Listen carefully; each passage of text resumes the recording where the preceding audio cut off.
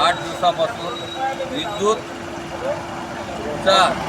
पुरवठा खंडित हा कंटिन्यू चालू असल्यामुळं रात्री आणि दिवसा रात्री कमसे कम म्हणजे 6-6 वेळा लाईन चालली, दिवसा 4-4, 5-5 वेळा लाईन चालली. इथच्या एकाही MECBच्या अधिकाऱ्याचं लक्ष याच्यावर नाही आहे. आज आपल्या प्रभागाच्या काही नागरिकांनी इथं विरोध केला, पण विरोध केला चांगल्यासाठी केला.